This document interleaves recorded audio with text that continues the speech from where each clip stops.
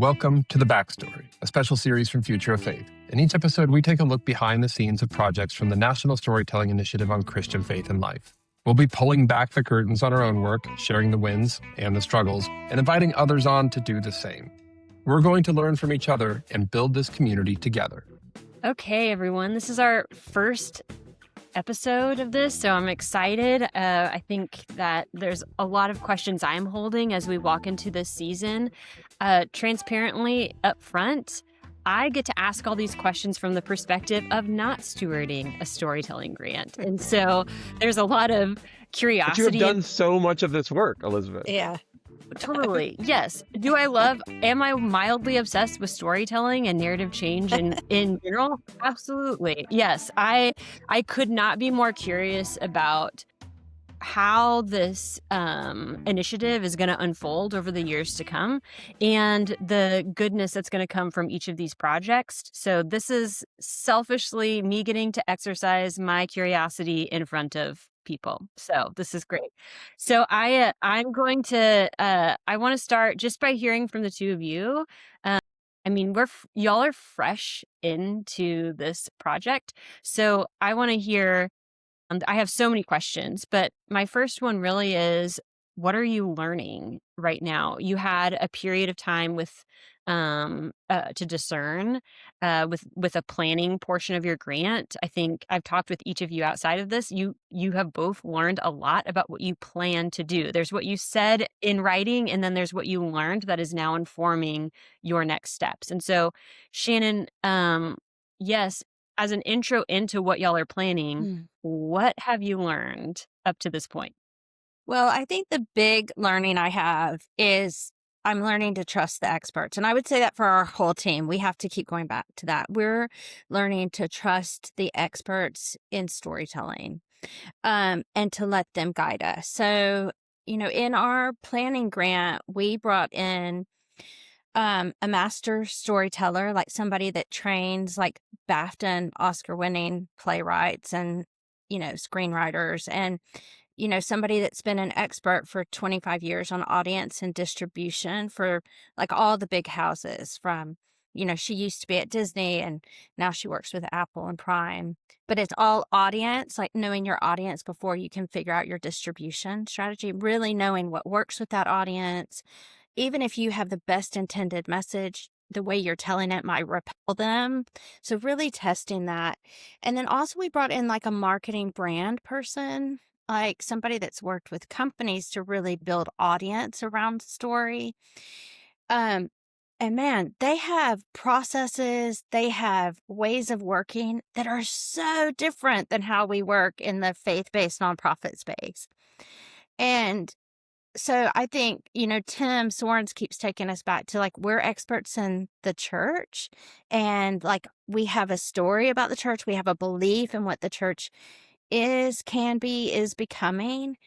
That's our, but they are the ones that actually can help us make sure that the stories we're telling are doing the work we want it to do in the world. But it's totally out of my comfort zone because like I love like setting strategy and enacting strategy and going for it. And man, we're just learning so much. And then it's also making us slow way down.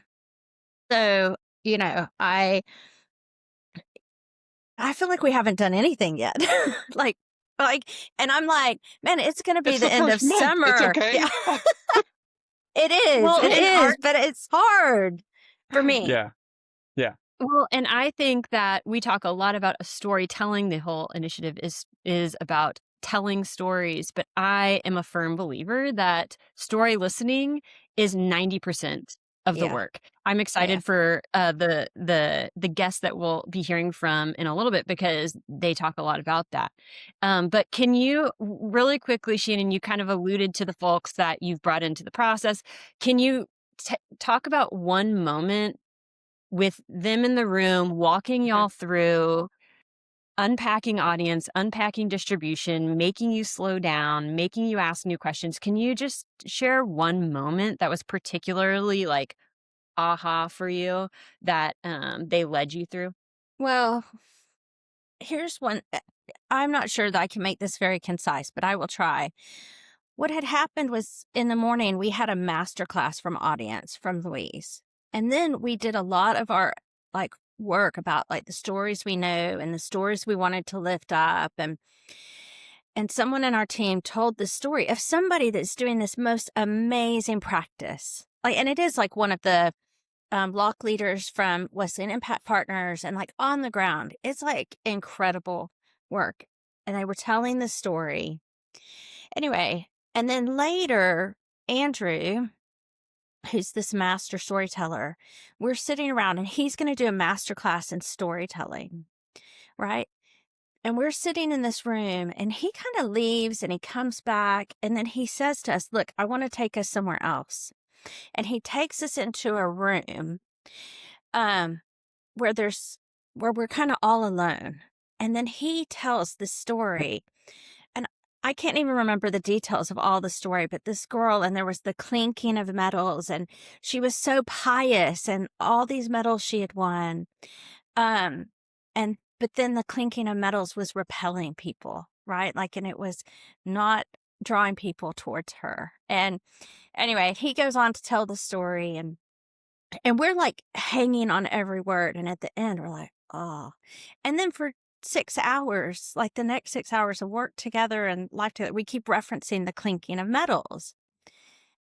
Well, then what happened is the branding and marketing person said, look, I'm going to deconstruct everything Andrew just did. Like, first of all, he grew trust with the audience and he knew what the values were. And he knew something about you. And then he moved you to where he had your undivided attention. And then he told a story that that not only resonated, but created reference points that became an inside joke. The story itself traveled. And so then he talked about that's the strategy. Like, you have to like know your audience. You have to grow trust with your audience. Good. Then you have to like your district, like you got to be in the place where your audience is. And then you've got to be able to speak to that audience, but then you want to do it in a way that creates a long tail. And that was it was just like, okay. That's really cool. So he like did the thing to you that he was telling you in bullet points, but he's like doing it as he showed. Yeah. That's very cool. It was really great. Also in journalism and storytelling work, I've been told my whole life, show, don't tell. And so, I love that. I love that he demonstrated that. Okay, Josh, for y'all, I mean, for the work that y'all are doing to transition into the way y'all are thinking about this, what are you learning and how is that informing where you're going? The planning grant stage is critical for us. I mean, not only did it give us a chance to make some pretty significant pivots actually from what we had originally pitched. And in some ways, I was looking back at them the other day and wondering, like, how is it that we got through the pitch stage and then through the to the full proposal? Because I was like, these things are fairly divergent. I mean, and it wasn't like we were radically different. It's just the emphasis on what was coming through. And as we shifted, a lot of that was due to the retreat that we had during the planning grant, and into a lot of the research that we did as we were sort of making some bets about what kind of stories people would want to tell, and we were wrong. And then right at the end, we had, I mean, this is absurd. We had a few $1,000s left in the planning grant, and because we're partnered with VTS, they wanted to spend it before wanted it spent before the new grant started, so it meant we had to spend it before the end of the year. And so we incentivized a whole bunch of people to take this survey. We found a platform that would allow us to record video differently. It was called Idaform, different than the one that Chris is going to talk about later on that NFCYM used. But nevertheless, we gave them 6 questions. They could record video responses, and this is going to like help to seed some of this Library of Hope content that we can talk about that later.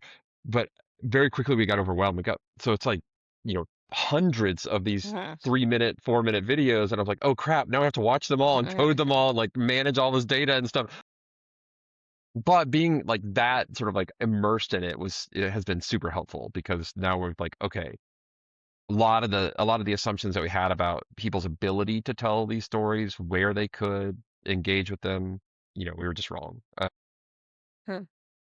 parts where we were right but needed to be tweaked and stuff like that. It's been that part was super helpful and will inform our actual like go to market strategy in terms of, when we're trying to recruit people to tell stories, how do we do it? What technologies do we use to try and capture that, et cetera. So that, but I would say other than like, that's sort of all in the weeds. The meta thing that happened, because our project is ecumenical and it's collaborative, and I think maybe in the truest sense of the word, we were building trust. I mean, the $50,000 for the planning grant and the time that we got, which wasn't as much as I would have liked, but nevertheless, it allowed us to build on the trust that we already have, but to also then expand that trust out from the small group that had proposed the grant into the denominations that they represent. And that's not an ending project. Like there's no, but we advanced the ball pretty far down the field, in some very, very helpful ways.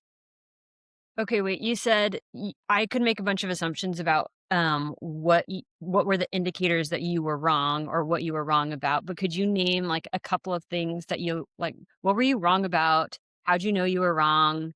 And how did you receive that and shift? Well, I'm used to being wrong. I don't know about other people, but like as a researcher, I mean, you're sort of making hypotheses all the time and then correcting. So like that is not, I do not take that as like a blow to my ego or anything like that. It is all just a chance to learn. So that part was easy. I mean, I think everybody on the project actually has a really good sense of humility. It's like we have to start somewhere. So let's start with an educated bet. But these are all ideas held loosely at this point. I would say one of the biggest places was that there was a real internal division about how much people would be interested in engaging with AI. And that's not the only way we're going to collect stories, but we had access to this. We have access to this thing called StoryBot. And I was really kind of on the other side of it. I was like, people are not going to want to use an AI StoryBot to like help them tell their own story. These are deeply personal. But I was like swayed by the group and some previous experiences of doing qualitative research to know that also people are not very good at telling the story of their own life in a linear way. And that, I mean, I've done enough qualitative research as a professor, just to know that a lot of times when I'm sitting down to ask somebody questions, they're telling the story of their life in the first time in that way. And I've always sort of thought about that as sacred work. And what this StoryBot did is sort of ask a series of questions, and then it stitches it together, and all along the user gets a chance to say, no, that's not right, or that has to be corrected, or that doesn't quite capture it, or, so they get to shape it the whole way. And in this experiment, like we incentivized people to engage with the StoryBot, so they had a reason to stick around. But then at the end, it produces like a comprehensive 4, 5, 6, 7 paragraph narrative. I mean, it doesn't take long to read it. But it is like a fairly compelling, and you get to say, yes, that it represents my story. I was stunned. And then we asked him to rate the experience. I was floored. It got out of a 5-point scale, it got like a 4.8. People loved this thing. Wow. And I just did not expect that at all. I mean, if I were building the whole thing by myself, I never would have, somebody would have said AI StoryBot. I'm like, hell no. Right. And I would have been like, But so that was like one of these places where it's like a genuine empirical question. We had the space, thanks to Lily and the planning grant, to like, figure out the answer to it. And then we'll follow that. Again, it won't be the only thing that we do, but it'll be a piece. I have a whole bunch of questions about that, though. Like, how many people used it? Like in that round? So we had 50 people in that round that we had recruited to use it and incentivized through a research company that we use. And then we reused it without incentives for the project that I was talking about earlier, along with some of the other video responses. We had them engaged. So we've got literally hundreds of responses. That was my next question is, did you use the same StoryBot with IDAForm? We had tweaked it. So IDAForm is a little bit weird. So part of the reason we had to incentivize them to do it is because they have to click out, and we're going to get so much what researchers call mortality. I mean, they're going to click out and they're never going to come back, and they're not going to finish this thing. But we had tweaked, we had taken what we had learned in the sort of responses to the experiment over the summer, and then tweaked StoryBot a little bit, and we'll continue to make some changes as we move into it. Okay, and one more. Sorry, I know this is Elizabeth supposed to be asking all. these questions, but the StoryBot. Yeah, Elizabeth, you can go get something to eat if you want. Apparently. Is it proprietary? Is the StoryBot you use proprietary? Is it a free, is it a free AI? Did you design it? Did someone on your team design it, or? Lorenzo and TriTank, affiliated with Virginia Theological Seminary, they had designed it, and and control it. And so they had built it in a very narrow way, in the sense that it's not, you would have to work to get it outside of the realm of faith. Like it is asked, you are prompted with, like, we gave them three things, like pick one of these three strands, copy and paste it into Storybot and away you go. And it doesn't start then asking you about politics. Like it sort of takes you down. It's been Yeah. trained to take you down a particular pathway.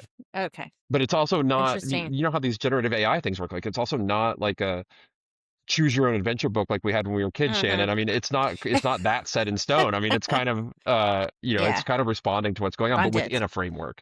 Yeah. So That's I great. imagine if anybody's interested in it, I mean, you can contact Lorenzo at TriTank. I mean, you could. I don't know how off the shelf ready it is for everybody else. I don't know how much more tweaking he wants to do to it. We haven't had that conversation, but I mean, But he's it's worth very people open. knowing. It's worth Yeah. people knowing. Try it in your teams, right? And Yeah. okay, one more, and I'll quit asking questions. All of this Okay, stuff you that said you, that last time. all of this content like that you got, is it funneling into? You mentioned the Library of Hope earlier. Is it funneling in?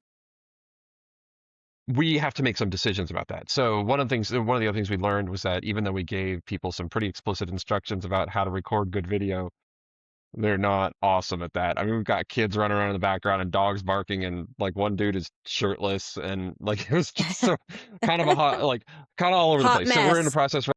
Yeah, I wouldn't say that collectively, but there are pieces that are like, well, shoot, we can't use that. So we're in the process now of figuring out, like, okay, how do we cull through? This is obviously way too much. And how do we brand this if we need to like clean it up and do something that, but still authentically have their voice? So one idea that we've had is like, well, the audio is really powerful, even if the visuals are sometimes hit and miss. So maybe we animate them, but with their own audio. Um, but that'll be a largely, I mean, these are just barely things we've begun to scratch. Okay, hopping in here before Shannon can. One thing we're hoping that this podcast is supportive to everyone listening that has a planning grant in a number of ways. One, all the resources that folks name hopefully are things that help you name names of folks, consultants, things, or hopefully people that you could contact if you need, but also is to honestly track projects over the next several years. And so if I was listening to this, I'd be like, great, what are y'all doing? So in no more than 2 minutes, because I think it's also important, what are you doing now? What do you think you're doing now? And I also hope that everyone feels, obviously people feel permission for this, but like, I hope we celebrate the fact that we will change our minds along the way, because we're going to learn new things from the people and communities that we're working with. So as you understand your project right now in no more than 2 minutes, what are you doing? What do you hope to do? Shannon, will you go first? Payback. Like with the whole project, not just like where we are right now, right? Yeah, whole project. Well, I think in a very large level, we're wanting to tell some stories that help people see the dynamic, transformative work that Christian communities are doing, that are changing their neighborhood. And that's very powerful, and in a way that can shift some of the narrative around Christian nationalism. So I think that at a large level, that can help people see like really good, powerful work of Christian communities. So that's really what we're trying to do. Shannon, is that a national campaign then? Like, is It's that the vision? So we will do, I love how Chris, who we're going to hear from later, talks about braiding together the local and the national. We know that this is going to happen some. We're going to have to do some local work, and it will bubble up through local media outlets, but also that we want some big plays at a national level. The verdict is out how much of that is a campaign versus how much of that is some really powerful media that gets released on national platforms that can change the narratives and get people talking. So, that's, but I think, I'm really struck, this, maybe I'm beyond my 2 minutes, but I'm really struck that some of the most amazing, compelling work of Christian communities, people that are sitting in the pews of Christian churches don't see it as the work of the church. because it looks different than the church of the 1950s, right? And people in the streets are really compelled by some of the work, or would be compelled, but they don't even know that it's connected to the Christian tradition. So how do we help speak to that and help people see differently? So, I love it. Thank you, Shannon. yeah. Okay, that's good. Josh. Wait, but before I go, I'm going to do the Shannon thing now where I keep asking one more question. Shannon, can you just quickly, who's involved in your project? So it's 3 organizations together. So Wesleyan Impact Partners, Parish Collective, and Rooted Good. And the leadership team is Tim Sorens, Blair Thompson, Lisa Greenwood, and myself. And you. Yeah. So The project that we have is um, through it's housed at Virginia Theological Seminary. They're handling all of this theological development and denominational facing resources, about 20% of the project or so. The 80% that's outward facing storytelling parts is Future Faith is handling that. My organization's handling that.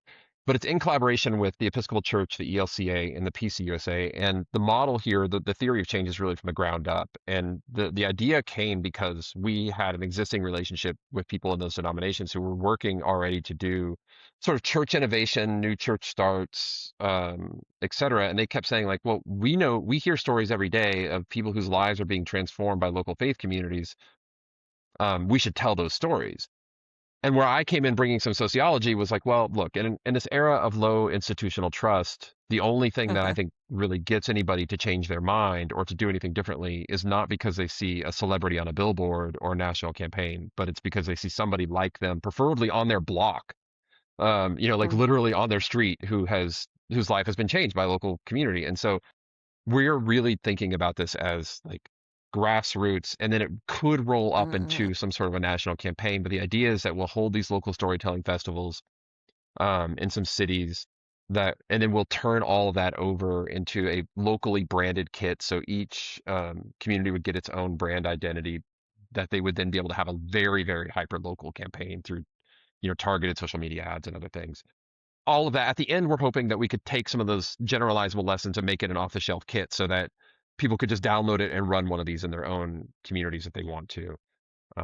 We'll see how much traction that gets. I mean, I've made a lot of stuff that I think is really cool that I'm not sure people knew how to use or are inclined to use. So I'm not, I would love for people to use that. But anyway, so that's the idea. And that there would be enough visual cohesion that we could put all these stories, like we said, into the library of hope so journalists could use them and pick them up, or that we could roll out a national campaign or things like that. So that's the basic idea.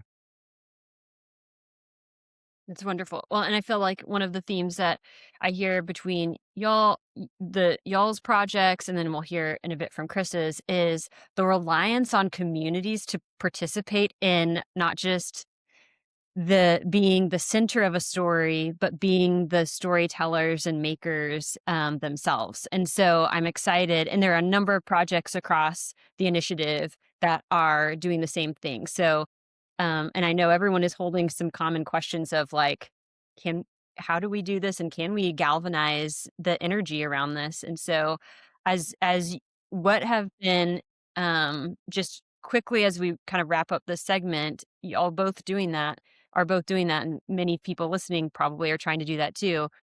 Do you have some trepidation? What are the trepidations or fears or things that you're holding as you're thinking about that being kind of the primary way you're?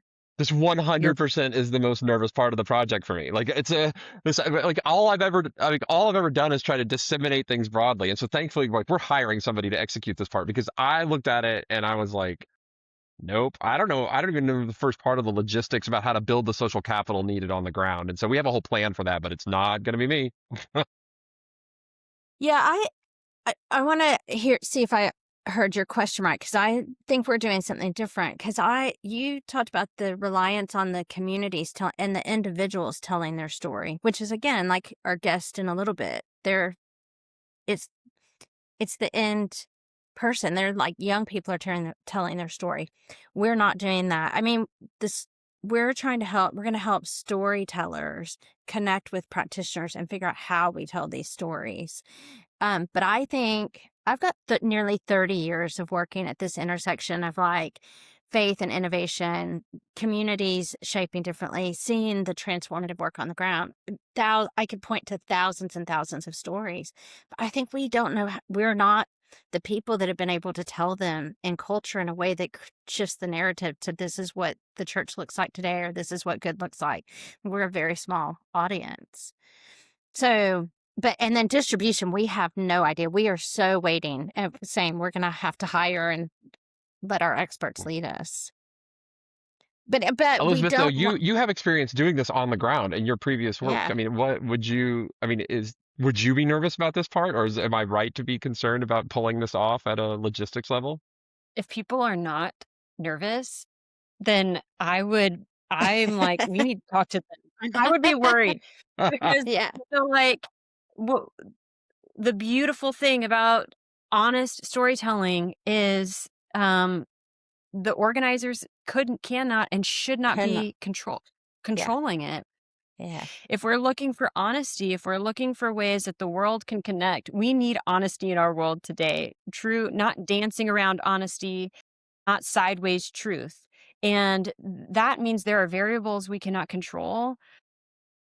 And yeah, I learned lots of hard lessons about what does it mean to platform somebody else's voice? What does it mean to give them space for them to feel like they can be honest? What does it mean to be the question asker, which is a place of power and privilege?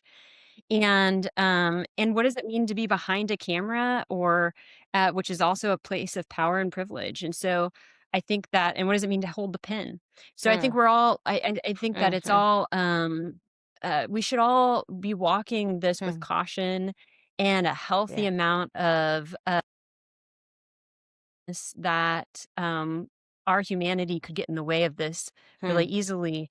But how do we at the same time invite the humanity of our communities in their completeness and wholeness? So Absolutely. yeah, it's yeah, we should be. That's great. That's so beautiful. It's 5 years of sleepless nights. Thank you, Elizabeth. That's awesome. Yeah, if you need hope, I'm here. If you need hope, I'm your girl. Oh. So should we hear Chris? Yeah, let's do it. Let's do it, and we'll come back and we'll talk about it. Great. Okay, I'm excited to be here today with our very first guest, Chris Leach from NFCYM. Chris, can you sort of tell us what your title is at NFCYM? I mean, NFCYM is a big organization. There are people wear multiple hats. What hats do you wear?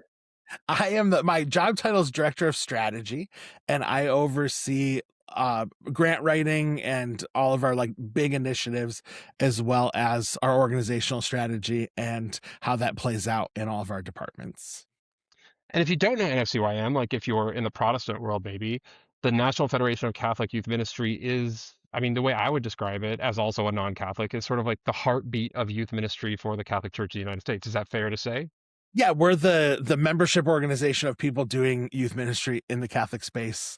I always tell people we're like the National Association of Realtors, but for Catholic youth ministry leaders. We're that place where everyone comes together to grow and collaborate across the country. And you do a lot of cool things, and we are excited at Future of Faith to be involved in some of the stuff that you all are doing, which it's been a great partnership over the years. But today, obviously, we're going to talk about the storytelling grant that you all have. Do you have a title for it yet? We have a provisional title for it. Okay, yeah, but same. That tends to change, as you go into things. But our provisional title, it's the Light of Hope National Storytelling Campaign. Oh man, I really like that. I mean, I understand if it has to change, but I really like Light of Hope.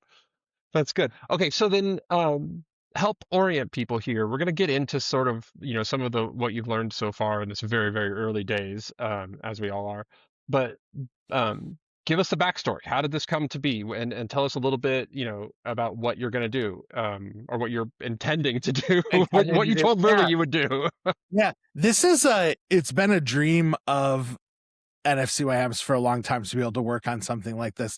A few years ago, we had a conversation amongst the staff where our executive director, she just said she wanted one of the values of NFCYM to be that we weren't constantly talking about the reason that everybody was leaving the faith at the expense of all the young people who were staying. and we're committed. And especially in the last couple of years, like there's been great conversations about disaffiliation and where young people are at and everything like that. But we wanted to position NFCYM to really talk about, we know why young people stay, and we know the amazing things that young people do as disciples when they're empowered in their communities. So we really wanted to make that a value of NFCYM. And while we were having that conversation, I had a conversation with a friend whose daughter had just moved away to college. And I was asking her, did she find the student parish, and what's her experience been and all of that? And she told me this story of her daughter went, and it was like the very first mass at this student parish was the chaplain or the pastor of this parish talking about like all the reasons why mass attendance from the college students on the campus was so poor. And she said like her daughter was sitting there being like, but I'm here. But I'm here. I'm here right now. Like I'm right here, right? So like I was just like imagining like, she's probably listening to this pastor say, like young people, they're just too busy. They're too interested in their friends. And I can imagine her thinking like, wait, but I'm busy and I like my friends but I'm here, and like just kind of like talking past who she was. And it really made me think, if we ever got the opportunity to tell her story, to be able to just say like, you know what, we see you and we see that you're here. And that's really important. And we want to give that platform that we would take that opportunity. So when Lily announced the National Storytelling Campaign, it was just like, this is it. Like, this is one platform we could give to these young people. And that's all our project is. So our project, this Light of Hope National Storytelling Campaign, will be giving grants to dioceses to partner with filmmakers to then go out and identify young people who are living as missionary disciples, who are committed to their faith, and to tell the stories of those young people. So we'll be creating some things on like, how do you find those young people? How do you listen to their stories? And how do you translate that into like a quality story and a platform that lets people really get to know that young person and be inspired and ultimately hopeful about the future of the church, because these young people are living their faith and claiming that role as disciple.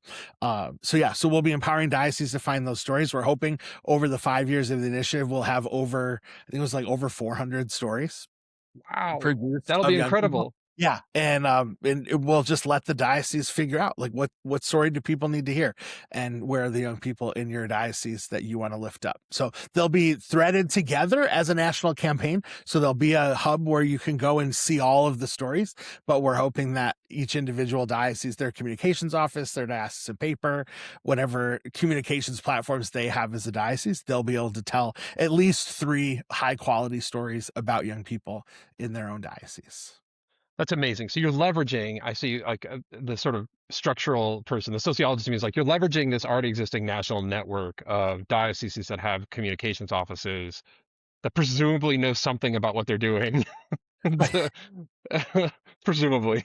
But you still have to find all these videographers, right? How are you, and train them about how to listen to these stories? How are you doing that?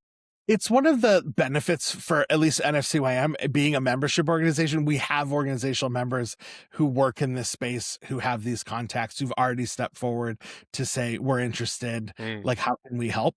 So we're hoping to be able to build some of those bridges. We have organizational members working with like fellowships at colleges and trying to raise up new Christian filmmakers themselves. So this is an opportunity for us. So one of the things we were really passionate about is, as the diocese receive these grants and identify their filmmakers, we'll be creating within NFCYM an academy where they can come and learn storytelling and youth protagonism and like, how do we do this well? And that they'll be able to like walk alongside the diocesan director or whoever the diocesan contact is managing this grant, and receive some of that initial formation right together. Amazing. And I don't want to speak for the specifics of this, but just if people out there listening, I would say my experience that we know NFCYM to be very generous and open-handed. And if I know I can think already of 2 or 3 projects that are planning something very similar that could probably learn alongside of what you're doing. And I would just say, that it's well worth reaching out to, because y'all are always great partners. So obviously these things change over time. Look, we're all at like day 0. You said that literally your first meeting about this is tomorrow to launch this. I mean, we've all been to the planning grant stage. If you're listening, I'm sure you've been to the planning grant and you've got your full grant, but we haven't started we started the beginnings of work, but it's 5 years. Like, we didn't feel the need to like come running out of the gate. Right. So what has through the planning grant process, like what did you learn that is informing what you're going to start doing tomorrow? So the planning grant was a great process for us. We did a couple activities. One was just testing out the feasibility for diocese in terms of Yeah. what was the capability to produce video. And Hmm. out of that, we had some great, with the Catholic Media Association, some great interviews, during their conference and things to figure out like a lot of dioceses don't have video capacity in their communications offices anymore. That maybe they're doing socials and stuff, but like a feature Yeah. story would be difficult. So that was what made us think, let's start reaching out to organizational partners because we might need to introduce dioceses to filmmakers and find a way to raise up filmmakers. So that learning definitely came from just reaching out to a ton of dioceses. We did some test stories. So we funded 2 dioceses making short stories about young people just to see like what is the effect of this story on people. Like, does Yeah. it actually instill hope? Or do they Yeah. just Yeah. watch it and say, oh, that's cute? But so we did 2 feature stories, which were awesome. Very different styles of story, which was interesting. One is more of like a documentary, whereas the other's much more like testimonial. So we kind of saw the breadth of that. And then we did there's a Are the are those yeah, stories up online? Can people other people see them, or are they not ready we yet for can't public? right now, but Okay. when like official campaign website Okay. launches, it'll be definitely up there. We also we just weren't sure what stories would young people want to tell.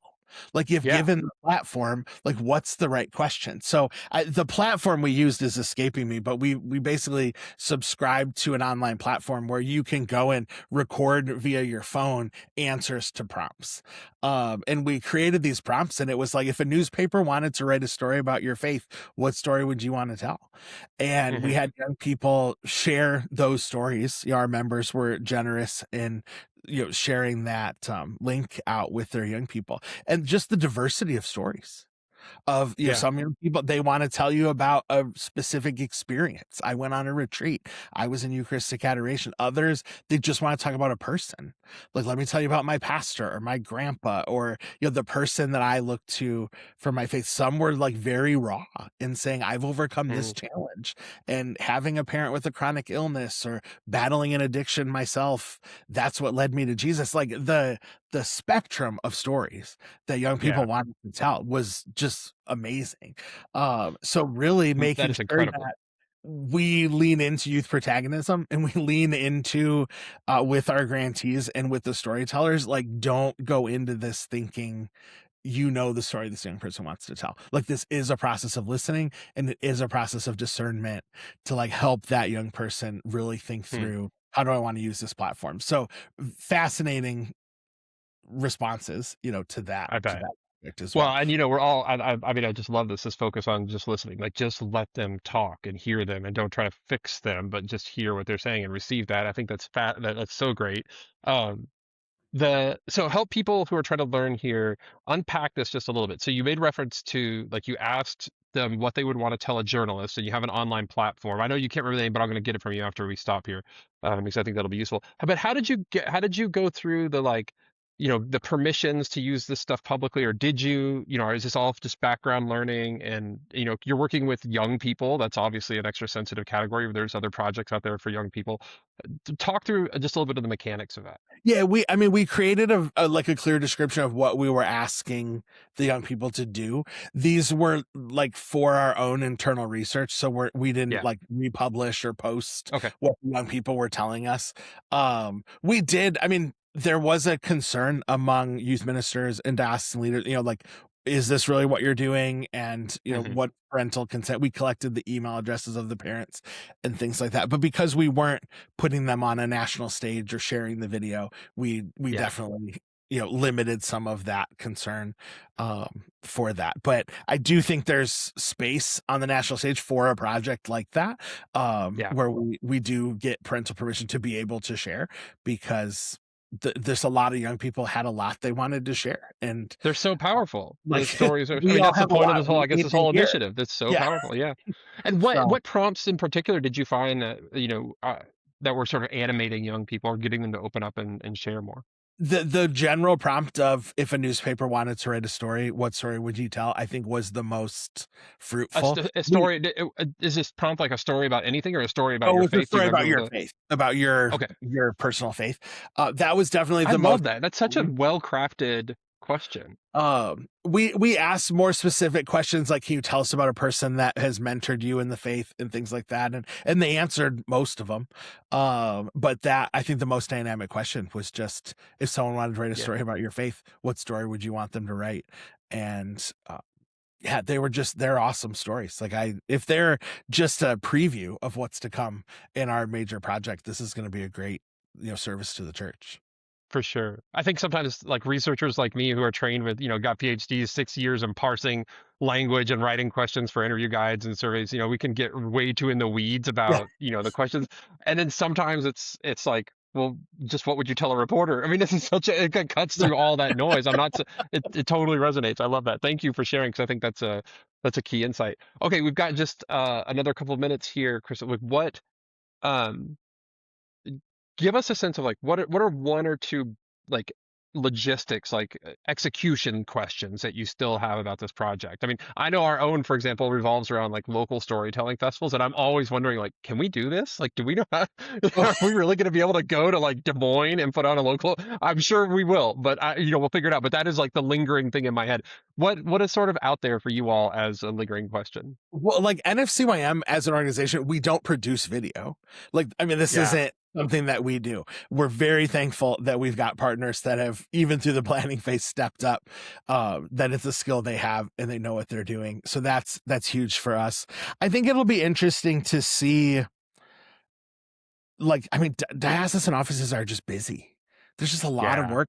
There's less people than they've ever had. And I think sometimes even like a great opportunity like this, where, we're going to fund it, it's like, but I don't have the dates to travel. I don't have the hours in the day to work on Mm, another project. Like, those are legitimate things. So we yeah. definitely need to figure out that model and be in conversation about, what's the right grant cycle, what's the right production season, and all of that stuff, so that it's feasible for our partners. We requested a grant large enough that it's not competitive. Like, a diocese that wants Yeah. to participate in this will just be able to participate, so that it is a service to the whole church. So we're Yeah. excited about that. And it makes uh it easier for you not to have to vet through right, applications. right, where it's just Oh like, man, if I you can't want to do imagine this. the politics of that. I'm glad you all saw that Yeah. coming. Well, tell us, where can people follow along and learn about the project? Maybe you have a website up yet, maybe you don't, or maybe you Yeah, know that so one will be it'll, when coming. we haven't even released a press release yet. It will be on nfcym.org under our Okay. projects. We'll have the storytelling initiative. In the next, like, probably by the second week of February, we'll have some preliminary information up. Our launch team of experts and members starts meeting tomorrow, and we'll meet the first week of February to sketch some things out. Take our proposal into the realm of execution. So Yeah. Awesome. we're Awesome. Well, just very, just to timestamp this, it's January 27th today that you and I are talking. And so yes. if people, I think, again, like I think part of the anxiety that I've been seeing is like, well, how quickly do we need to start doing all the things, or how slowly? And I think it just helps sometimes to like know what other people are doing that you respect, and you're like, oh, it's like a relief, like, oh, okay. Like We had NFCYM is a credible organization that has their stuff together. I can move yeah. at their pace. That's just fine. Well, and to other people creating grants, I will say, from our experience, we're doing a faith and service grant right now, an awesome project I'd love to tell you about sometime. But we received that grant about a year ago. By the time we created the resources, built our micro granting capacity, like, we're just now taking applications for grants from that. It took us a year, Yeah. but we like announced it, and for a whole year, everyone's like, "When's it coming? What's happening?" It's like, it takes time to organize this and put things together. So we definitely, when I say we don't even have a press release out, we're definitely taking the time. Let's get the information, be able to answer some questions, and then we'll be going, full speed ahead come the summer on this. So we're very excited. Awesome. Well, thank you so much for your time today. I really appreciate it, and we'll be following up with you, I'm sure, down the road. But this is a great way to get us started. Awesome. Thank you so much. Okay, so that was great. I mean, I really love. I've been a I've known Chris for years now, and I like the work that NFCYM does. But this, like his candor in that interview was great. You could see, I think this would be true for everybody we talk to probably, but at some level he's like, I don't know that I have anything to say. We're not starting till tomorrow, but like we're all sort of in that boat at this point. So I had a great time talking to him. What did y'all think? There were so many um, great nuggets in there of, I think, values on which to build a storytelling program. I mean, one of them that stands out with me still, that's resonating with me, is what does it mean to talk past someone's story? I think that was something he shared. And I think that that can happen live in a room, like he was naming. That can happen in a well thoughtfully produced documentary too. And so I think that that is um, an amazing way of talking about how are we setting our value systems out early on Yeah. in how we're thinking about our storytelling work that we're doing in communities. So grateful for his voice there. Yeah, I love it. That's so powerful, Elizabeth. I just to go on that story that he told, I thought, wow, for that pastor, for that priest, right? Like they need a different story. Like people speak out of the story they know. And that's why this, I think it gave me great hope for like how it feels like Lily's just like gone every direction with the storytelling. And all of a sudden it's Yeah. like, oh, for good reason, because actually lots of people need to hear a different story, to hear these stories, but in different ways. And I thought, that priest just told out of what she knew. And I was struck by, I mean, I'm always struck by this because of the position. Maybe you see this too. I mean, we all work in these like highly ecumenical, multi-interfaith, I mean, sometimes interfaith, but multi-faith spaces even. And like how much the theology matters in terms of the project that you can pull off. And like the ecclesiology of the Catholic Church is very challenged by this synodality movement that Pope Francis put into place, which is largely about listening, and there's stories embedded in that. And it's inherently challenging to this idea of like this very old school priest model might be like, why am I bothering to listen to any of these stories at all? Um, which is just Yeah, based on a fundamentally different approach to how you think about the church doing the work of the church, and then how that informs sort of like we take it for granted in our project that like of course we could tell stories and pastors will exactly. want to hear them and listen to them and should and all that. um and it was just like you could sort of hear that in the undercurrent of what Chris was saying. I thought that was so, Yeah. I'm always sort of listening for that because it's not, I'm a sociologist, like that's not my world, so it sort of stands out. I really resonate. It kind of tied to what you were saying, Shannon, too, is, and I feel like whether it's inside of the storytelling initiative or in our larger society and country today, how fear-based narratives are shared at the expense hmm of another person. That's right. And maybe in what feels like a small interpersonal way inside of a church hall where you don't feel seen, and I don't mean small as in like to diminish it, but small as in like it happened in one room or across an entire social media platform, or on a national stage. I think that I'm was excited for him to talk give that example, because I know we've talked a lot about hopeful stories. And I think some of us are challenged by the idea of what even hope needs to look like in this time. But Yeah. I think that whatever that is, whatever the work is, pushing up against those fear-based narratives that are shared at the expense of another person, it feels like that theme resonates across various of the storytelling projects, and I'm excited about that. There is this dilemma, right? Like fear sells. We were just at this gathering in Dallas, like 8 grantees. And it's like, there is this dilemma that we're doing this work in the midst of like fear and scarcity and all these other things like that attracts an audience. So all our algorithms are set that way. But like, what will we learn? And I think we're going to learn a lot as they do their work. I love the name, The Light of Hope. I like Yeah. think I like I really love it. I had tons of questions though. I loved how honest he got about the diocese. Like at the beginning of your conversation, it's like, well, we're going to work with diocese. And you kind of go, oh, there's like a lot of trust there that diocese can do this work.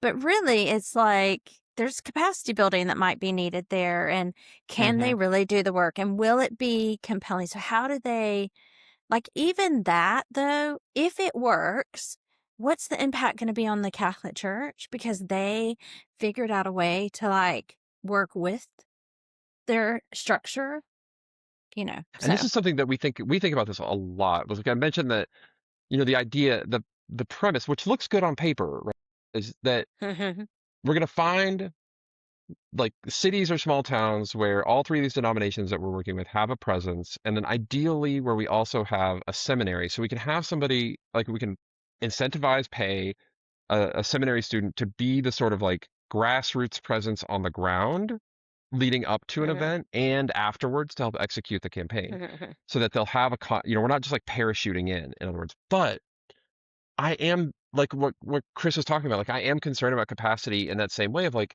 I don't want to be the person giving something to somebody who hasn't asked for it. And it's like, how do we find out if like a community really wants this, and if they, it's one thing to offer some money to incentivize them to run a campaign, but is it just that transactional, or is there real capacity for this? And in a world where almost all religious entities are cash strapped, and more than cash, they're like time and attention strapped, I think right. this is actually part of the things that like, whew, yeah, I'm glad we have the three denominations and the infrastructure there that hopefully gives us a better chance at finding somebody who can take the lead. But it does make me concerned. I think I want to have a whole other conversation about the user journey around events. That's good. We'll park that for now. I wanted to like have another half hour with Chris. I was very jealous of your time with him.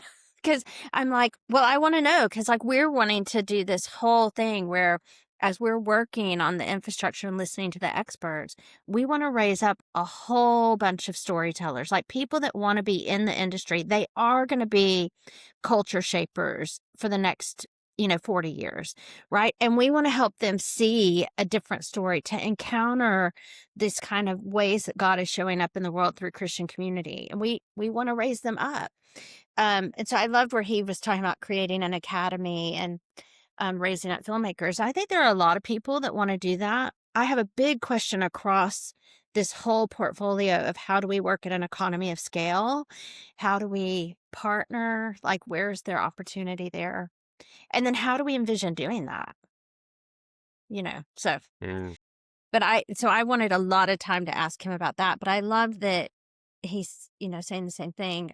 And I think that threading together the local and the national, it feels like it'd be worth mapping there's a lot of that theme across this portfolio of grants. So, and I'm glad to see that. I mean, my storytelling background is based in such regional or local context, and to me that was the superpower of it, is that it made sense to the people that lived there. It involved and included the people that lived there. So I get excited when I hear about projects that are actually being catalytic with that as a way of working to then work at a national platform. I love the question that he brought up, and I feel like his whole thing on to focus on listening, to focus on asking better questions. I could geek out on that whole idea as a concept for a long time. And I feel like sometimes in preparation to write an article or whatever, sometimes I spent more time trying to discern the right questions before an interview than even producing the piece, When you say the question that he asked Elizabeth, you're talking about what would you tell a journalist who was writing a story? Yes. If a newspaper wanted to write a story about your faith, what story would you want them to write? Yeah. I mean, you talked about stealing that, Josh. 100%. I'm not even giving credit. Everyone I'm just steals going to take that. it. Yes. It's so good. Me too. And I would love to know what other questions are you asking? Out there, as people are listening to this, what questions are you seeing are resonating with communities, with community members, with faith leaders. So yeah, I would love to keep hearing what those questions are from folks.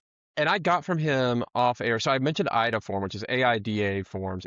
It's fine. It's okay. You have to convert videos after you download, but they're using story prompt, which sounds Mm. better, frankly.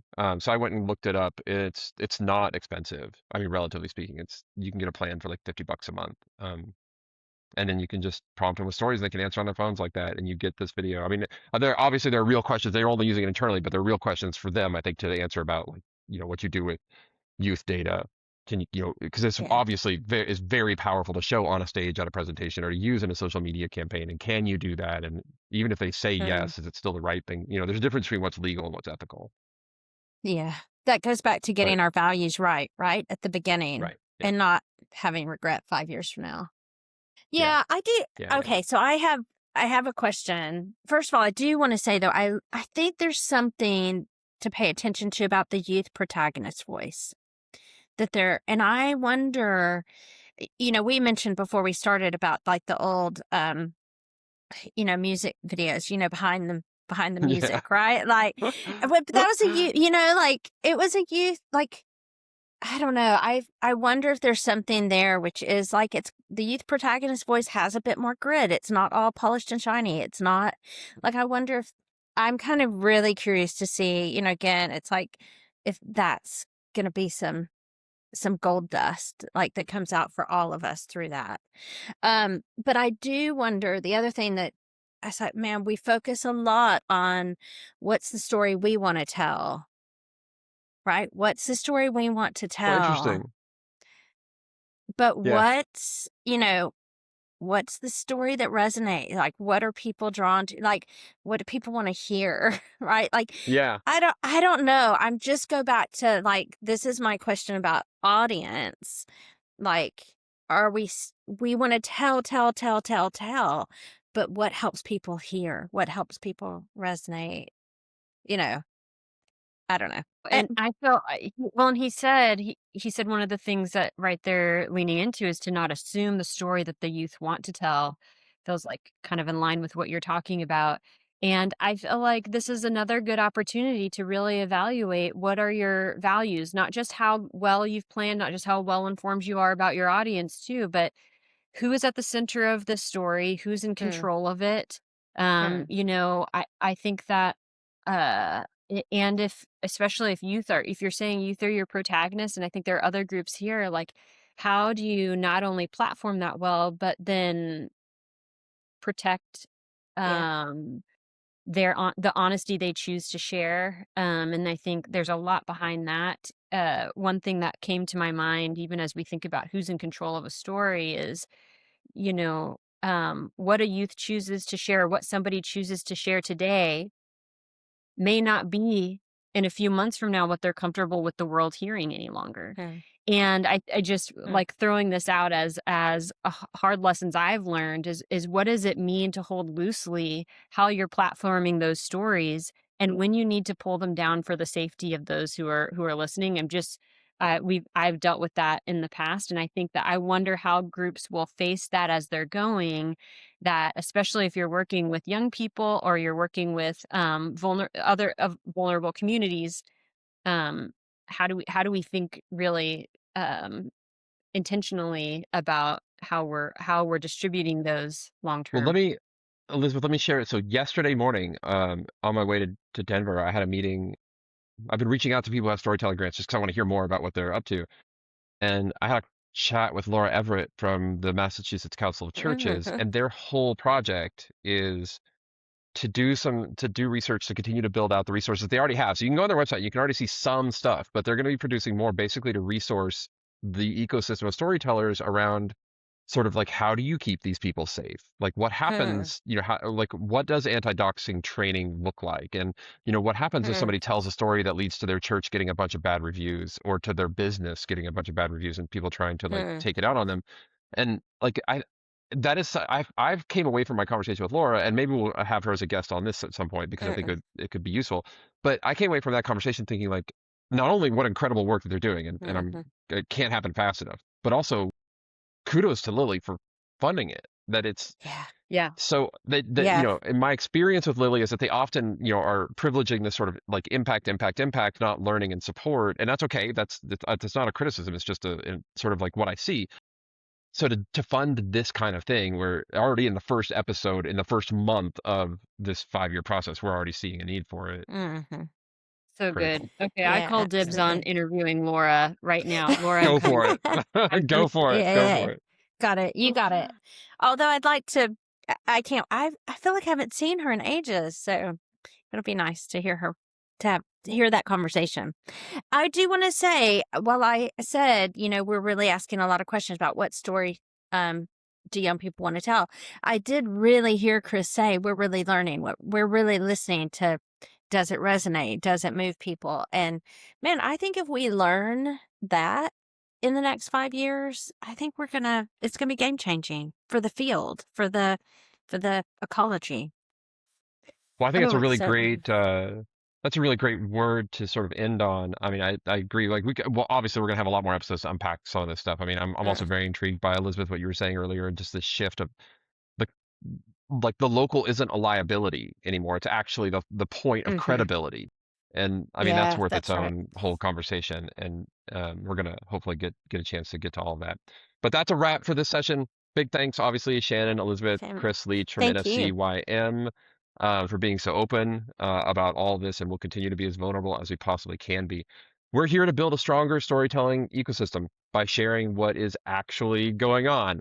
If you have questions, you can reach out, send them to me. It's josh@futureoffaith.org.